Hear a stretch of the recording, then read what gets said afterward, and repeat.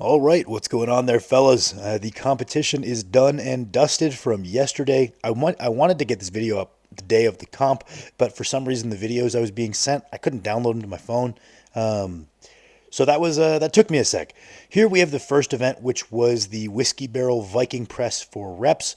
Pretty cool setup. Apparently, this thing used to belong to Derek Poundstone, so a little bit of cool strength history there. Belonged to the strongest man to never win worlds, potentially. I think you could probably make a pretty sound argument for Matusz Kilishkovsky for that. Whatever, strength history aside, this was a fun one. I ended up getting 20 reps for an event win. I was watching some of the lighter classes go before, and I noticed that there were kind of two strategies people were taking to maximize the result on this. Some people were electing to have their pick height be quite low, so they were pressing over the top of the arc a little bit, so maybe it would take a bit less force to press it, whereas some people elected to have a slightly lower pick, as I did, so they could do a full reset each rep and throw themselves into it. That ended up being kind of similar to how I was doing my push press to pins in the past, so I decided to do that. It worked out quite well.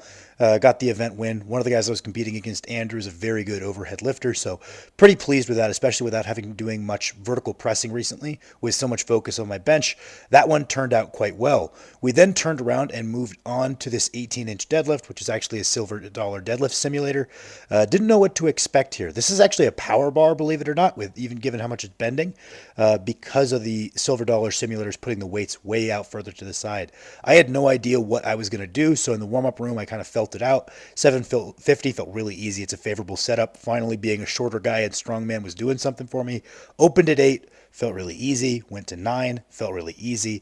And then I jumped to this 1050, which felt honestly pretty good. I didn't know if it was going to hit me like a ton of bricks out of nowhere. It didn't hit me quite yet. I felt like this had quite a bit more in the tank, and then ended up going to 1,100 for my final attempt for the event win.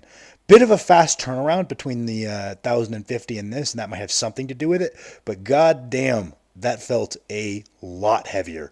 This was pretty maximal. If my back wasn't giving me issues, I maybe could have done a bit more fresh, but this was fun. Never done it before.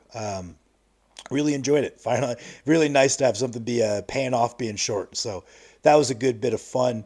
Um, Crowd really got behind me on this one. It was a lot of fun. My back held up okay. Electing to do this and let my ego ride was definitely moved me back a couple days in terms of low back rehab. But this event was so upright for me at 5'10", which I guess you're going to see in the thumbnail, is average height, but is not average height for an open strongman.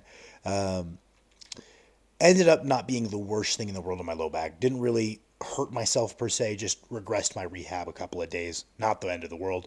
This was actually the event that I was the most proud of.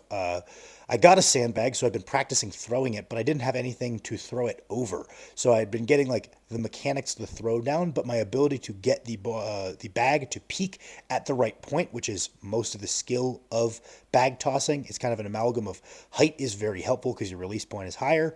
Being an explosive athlete with a relatively good triple extension is helpful, and then the skill of getting it to peak at the right point. And one of the guys I was competing against was really solid at the bag toss, so to chip him and get the event win there was a big deal to me because he was a bit taller than me and he had really good technique. He was getting it to consistently peak at the right point. I was a bit nervous, so to get that event win was probably actually the highlight of the day.